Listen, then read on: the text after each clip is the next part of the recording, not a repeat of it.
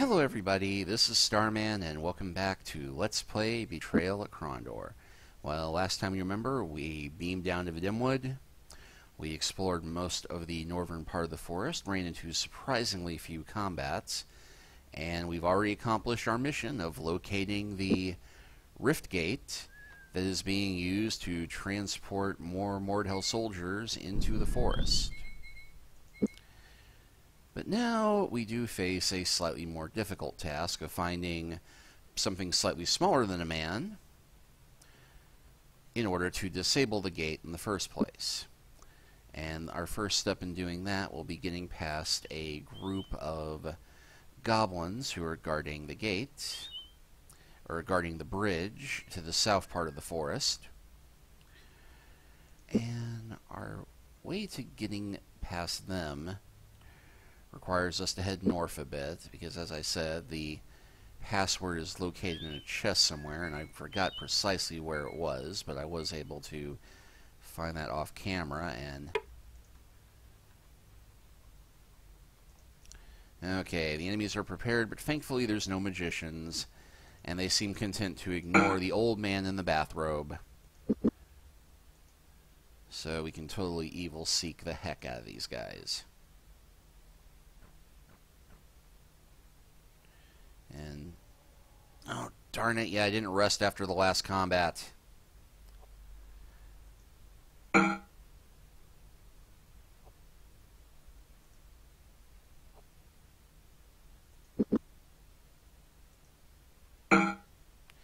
Luckily, Locklear is often awesome enough at this point that he can more than make up for that. Okay, so first things first. Let everybody heal up.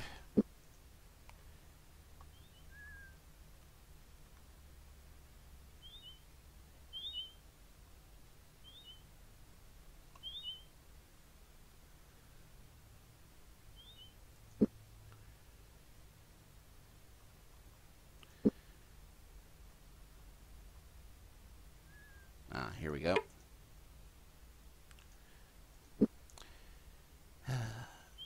One of these days, I will remember this ahead of time. Yeah, 1 pace to the north, 2 paces to the east, 2 paces to the south, 2 paces to the west, 1 pace to the north. Well, what does that describe? Thankfully, they leave the Q out, so you can kind of guess that that's it, but it's a square.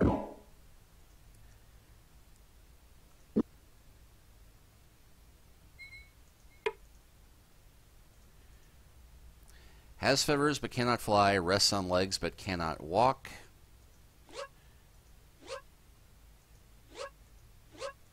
Well, that clearly is a mattress.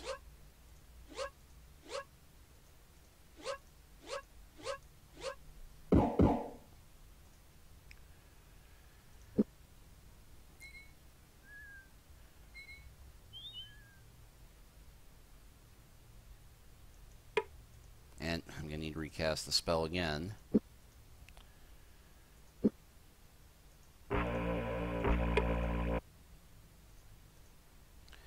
It flies without wings, drops without fear, but held in warm hands it will soon disappear.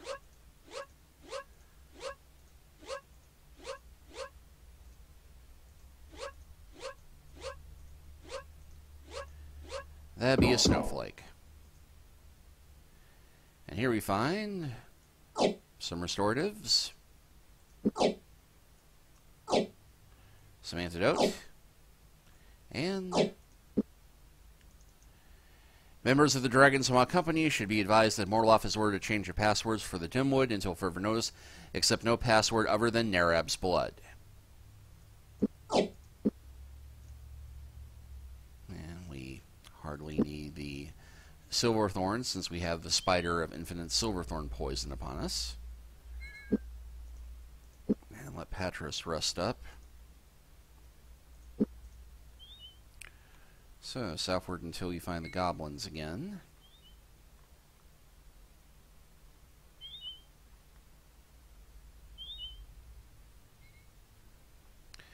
Although it did just occur to me, since I can convince all these people Then a McQueegian mercenary. I wish there was an option to avoid the combats just by being able to do the same. But that's neither here nor there. Anyway. The bridge was heavily guarded. Several goblins eyed them suspiciously as they approached. "Delicatus is to guard the Riftmatine," shouted James in a gruff voice. One of the goblins turned to the others, and James thought he heard the words Queegian mercenaries. This was followed by some laughter, which died down almost as quickly as it had begun. "What's the password?" demanded a goblin.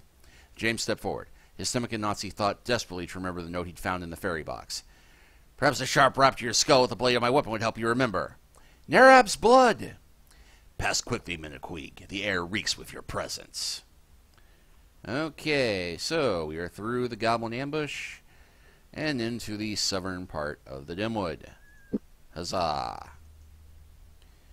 Okay, so our next step is finding Morloff.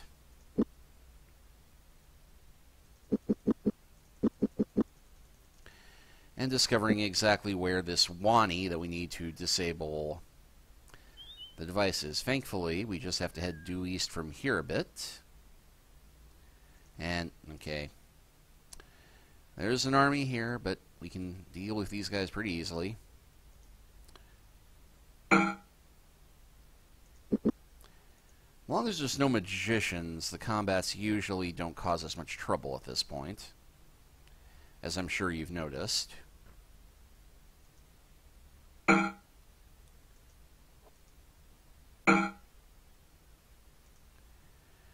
That's the other side benefit of exploring the Dimwood early, is that Chapter 7, it becomes less challenging and also becomes a lot shorter. They were not alone. Locklear's pulse quickened as he saw the lone figure approach. When it became apparent they were not being attacked, he relaxed a bit, squinted slightly in attempt to see who was about to join them.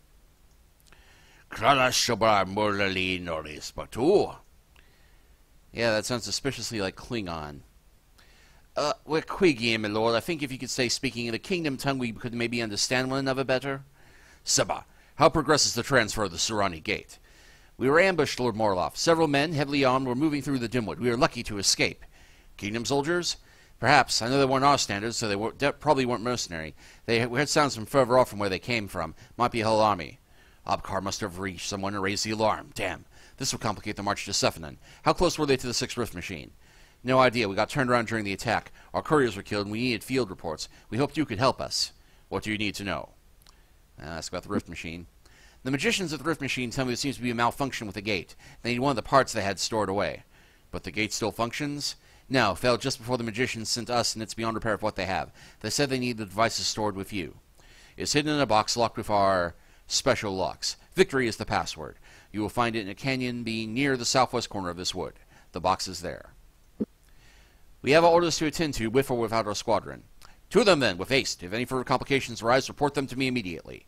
Your will, warlord, who did not see us killing his men some 100 feet away, maybe.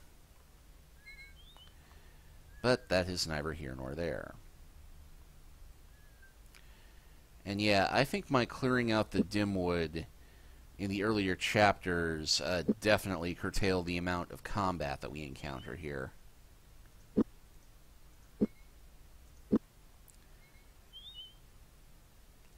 And goblins.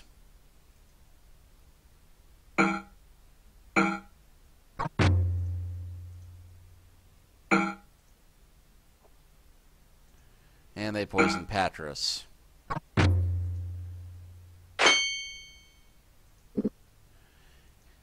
I think James is probably blocking his shot to do Evil Seek. Yeah.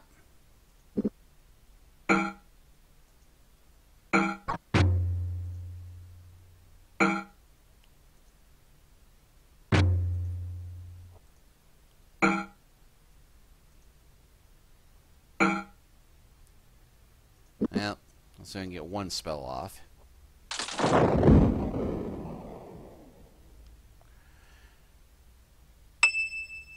And party's abilities increased, but I think I've got 2 poisoned warriors upon me.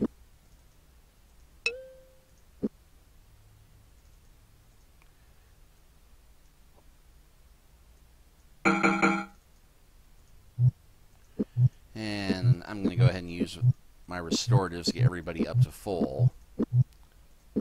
Or close to full, because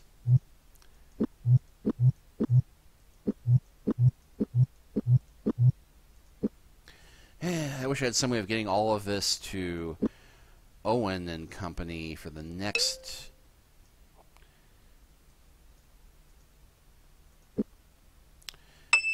round of chapters, because boy howdy could I use that gear then. And for all of my preparedness and paranoia, it seems that I have over prepared here. And yeah, there's the southwest corner.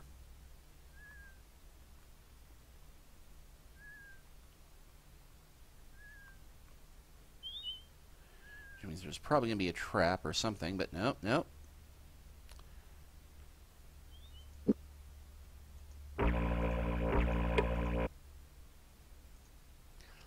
And this one is not victory, but might as well check it.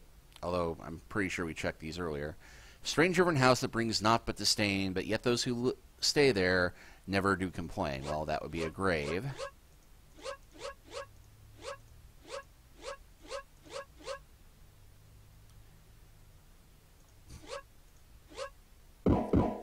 Thought that was E for a moment. And yeah, nothing of import there. Turn on either side of a ridge that smells. They never see each other directly. That would be eyes. And this says substandard armor.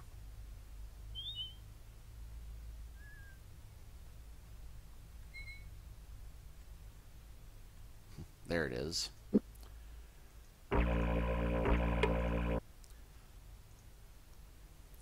You see me oft in woods in town with my roots above, I must grow down.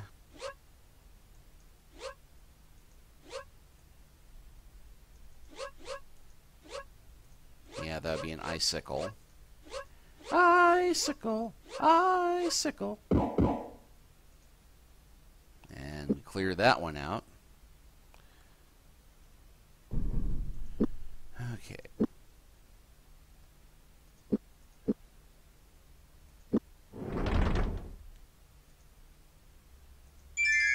And okay, yeah, there's a fourth chest I was overlooking.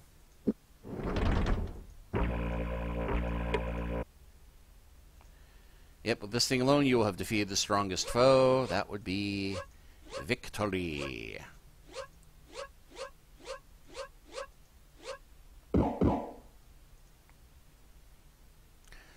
Where we have a ton of poisoned rations and a note. To whom it may concern, I found your interesting device and became fearful that someone less honest than myself would steal such a beautiful piece of art. If you wish to retrieve this item, please come see me in my house in the Dimwood, and I'll be more than happy to see that you receive it back. You will find it's a short journey due north of this chest. Yours truly, Philip of the Dimwood.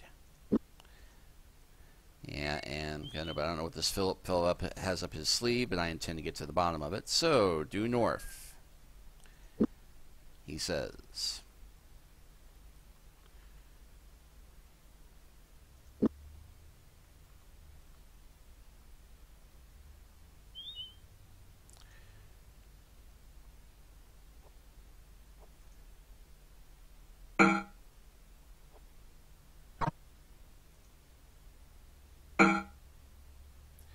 And that perfectly timed attack Frieza Patras to Evil Seek.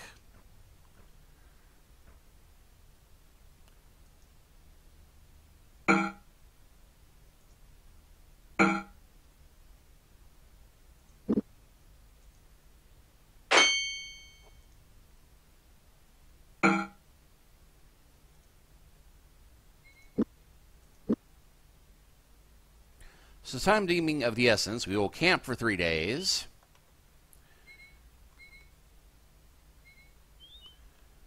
While our magician rests up.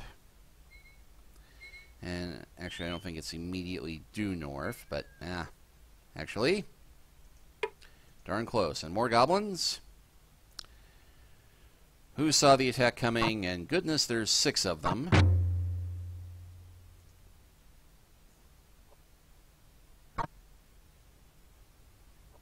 Unfortunately, one moved in on Patras.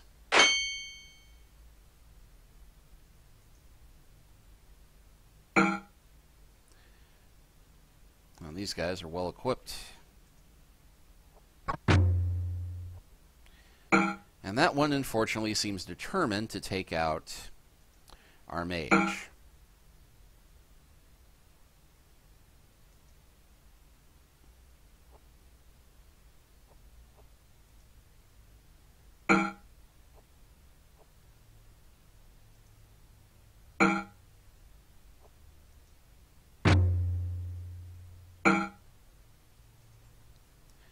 At least we're not fighting magicians.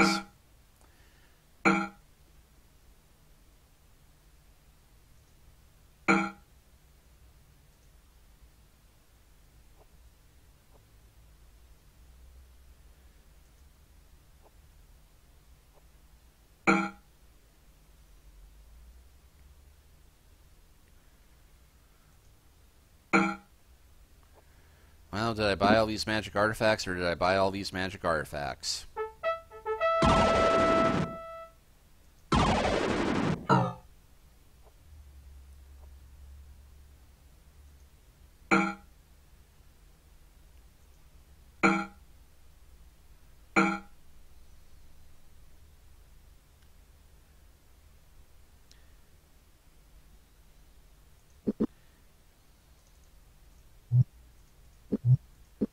And just for the sake of overkill,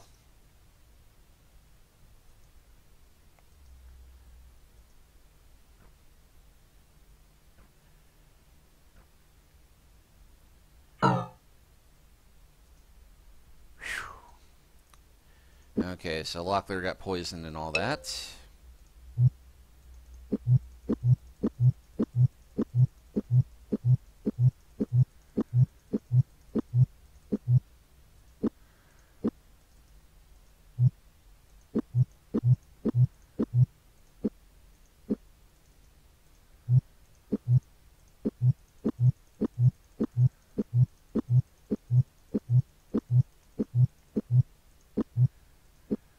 Yeah, that marching around High Castle did James a world of good. It looks like, yes, there are even more goblins.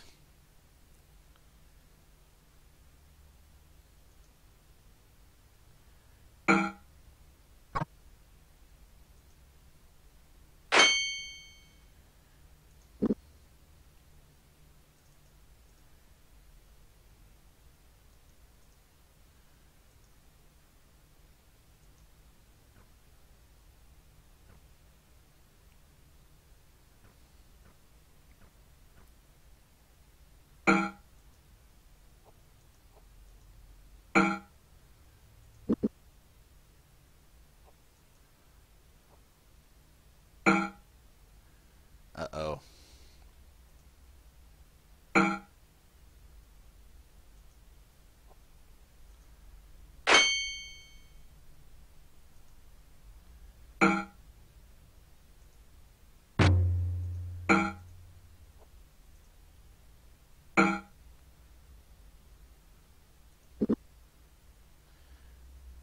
Oh, and Patras got poisoned again.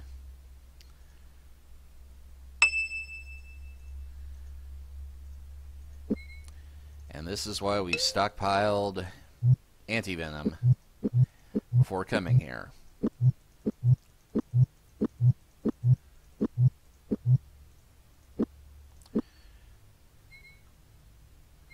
And if this house looks familiar, well, remember that witch we helped before? A boy hurried from the house. Dressed in a squire's color, he made haste as he closed the distance between them. His expression revealing he was more than a little happy to see them. Huffing out heavy breaths, he waved to them. Please do not leave us yet, seniors. In ordinary circumstances, I wouldn't be empowered to ask for your aid, but our forces are spread thin at the moment. We need everybody we can get to aid in this effort, whether you're sworn enough to the secret garrison at Sephinon or not. Sephinon garrison? I never heard Arufa mention anything about troops being stationed near Sephinon, and you're far too young for senior duty. How old do you think I am? 18, maybe 19 summers, about the same age as the squire we know from Tyburn.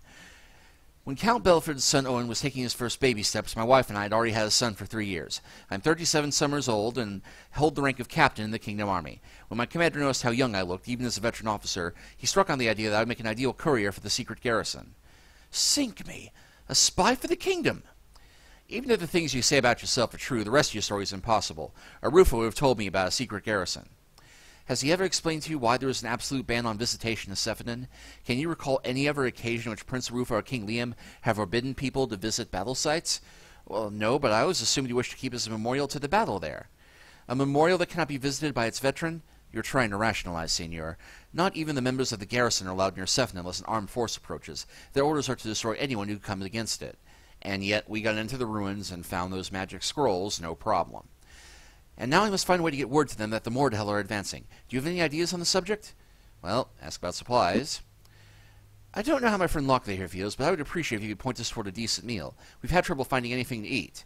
Yeah, apart from me having stockpiled the rations, but I'd hardly call, iron rations a decent meal. Not surprising. We've had evidence that the Mordhel were spying on Sephidan for several months now, and it's logical to assume they've been stripping local resources to pave the way for this attack. They pulled the same trick the last time we headed to Sephidan. We anticipated something was up and took the liberty of making some of our own provisions. Windley has graciously lent us use of our house for a while to store goods. Take what you need, but please no more. We are short on necessities. If you keep an eye out for old tree trunks, you might find some of the rations we stored against this possibility. Though I'd be careful if I were you. Some of them have likely gone bad by now. And it's about the Wani. We found your note in the Mordhel chest. Do you still have the Wani that was in it? If you mean the magical device, yes, though neither I nor Windley have been able to find what it's used for. We're hoping it can be used against the Mordhel somehow. Heh, no toad-sticking witch could figure out how. It's Surani and probably one of them infernal greater path objects. Pompous little buggers made up a whole new magic just to make my liver itch. Though she might have said it differently, I believe Windley would agree. She's still studying it intensely. I'll fetch it before you leave. We need to get back to our mission. Will you be able to hold things here? Unless another band of those goblins come around, I should be all right. I need to stay here and keep an eye on the supplies, but you will be welcome if you need to come back. That's appreciated. Farewell, Squire. And boom. We now have a Wani. Made of glazed metal, 3 concentric rings encircle the mushroom-shaped device's base, through which is visible a globe of glass that flash periodic bursts of white light. While the design with Surani could only be made on Mechimia, the price of metals was too prohibitive on Kelwan to allow such an extravagant device to be built. Yeah, I've mentioned this in one of the earlier videos, I think, but the whole reason that the Rift War was fought in the first place was that the Surani homeworld of Kelawan is very light on natural metals. So we'll go east from here and right into an attack. Thankfully the Scorpions don't seem to be too interested in the Spellcaster. And what the heck, we'll go ahead and conducting some necromancy.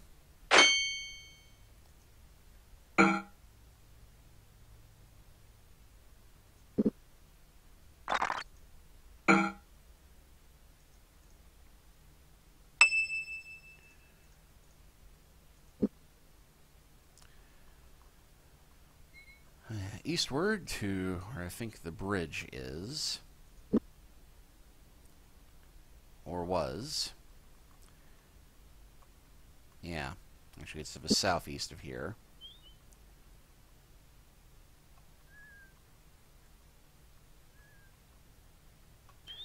So we go south and west so that we can go north, or south and east so we can go north and west.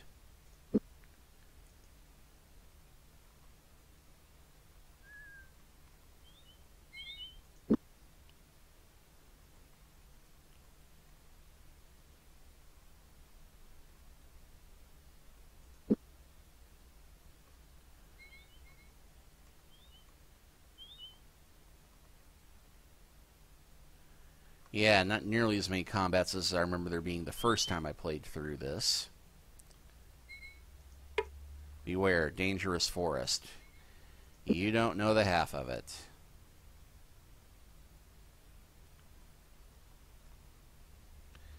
Actually, I think this is the road south, but if we follow the river, we should find it. Ah, there we go.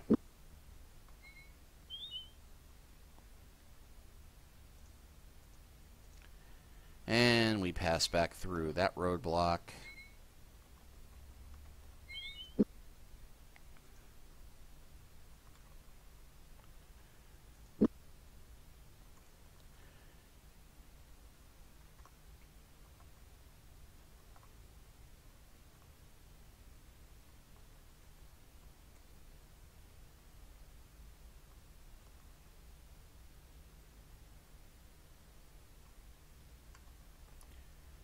Yeah, easier to navigate around this from the overhead map. And we'll go ahead and do one bit of rest. And, you know, I'd be tempted to stop here and do a dramatic cliffhanger, but we have time enough, and I'm not feeling that cruel, that we will go ahead and end this chapter now and see the opening of Chapter 8, and then we'll end this edition of Starman Plays Betrayal at Krondor. So, let's do it.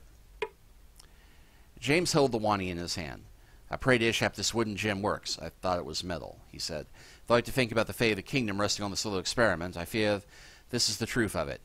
Well, shall we give it a try?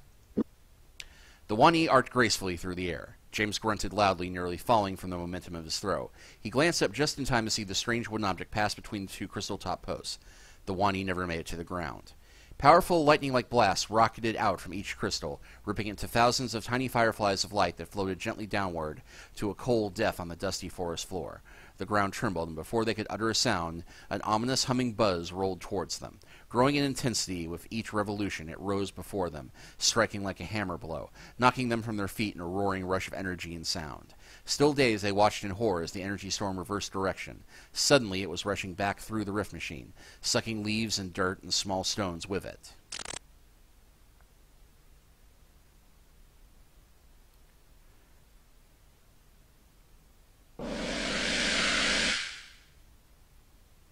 An angry scream of air raked at James and Locklear like the claw of an invisible beast, tugging at them as if to stuff them whole into the insatiable black maw of the collapsing rift machine. Desperately, they called out to Patras to grab onto something, but for him it was too late. Stay back! Stay back! Spellweavers! And yes, magicians show up at this point. And this leads us to Chapter 8 of Lands of Far. A quick note in the book Krondor the Betrayal, Raymond fights off it to give Patras a slightly more heroic death than sucked into a collapsing rift. In that case, things play out pretty much the same, except that Patras enters into the rift in order to close it from the other side. You know, a little bit more heroic, but that's neither here nor there. Anyway.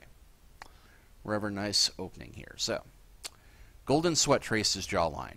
Discomforted in the unrelenting heat, he stripped back his shirt sleeves and with passing humor noted the development of his sunburns. Within a month he doubted even his closest kin would recognize him, his moonlight-pale skin tinged a light almond, and his brownish hair streaked with golden highlights. Well, I thought he had blonde hair, but that's neither here nor there. All things considered, he felt very differently about himself now, felt more aware that there were bigger problems in the world than his own. Still, it was difficult not to dwell on his sudden disability. Owen contemplated resuming the meditations that had occupied him for the length of the morning, but decided that in the space of 4 hours he had learned nothing he hadn't already deduced intuitively. For some reason his magical abilities were useless in this alien environment, and the prospect frightened him nearly beyond reason. Another week beneath this strange sun, and I shall seem pale next to you, Goraf shouted as he hiked up the path, the dark strands of his hair dancing in a hot breeze. This magician Pug must walk without leaving footprints. I can find no evidence of him. How progress your meditations? Owen shrugged. No luck. I've tried everything from lesser path cantrips to greater path incantations. Nothing works. It's almost as if there was no mana here. Arching his brows inquisitively, Garth motioned for the boy to continue. Most people misunderstand the way that magic works, Owen explained. As a magician, I don't have any power within me. All I know are a series of words and actions that help me gather the power, or mana, from the natural world. If, however, there is no mana for me to collect, then all of my magical training is futile. I'm powerless. Would the same be true of Pug? Owen nodded. He would be as helpless as I am. Worse, perhaps. If I were accustomed to having the kind of command that he has, and then suddenly lost it, he would be in very dire danger, Goraf said, finishing the thought. Leaning over, he fetched Owen's staff from where it lay and discarded it in the sand. I think that makes our journey all the more urgent. And there's a quick little video here of the sun setting upon this alien world. And it does not show us on the map where we are, but it does say, Chapter 8, our goal, find Pug and Gamina on this world that is, well, as we can see, has a blue sky like Mechemia, but the ground is brown and dirty, and there is no trees, but there are all these odd crystals all around us. And we have no idea where we are. Definitely not in Mechemia anymore. So we will go ahead and close this chapter out, and next time we shall begin Chapter 8 of Lands Afar. We'll see you next time.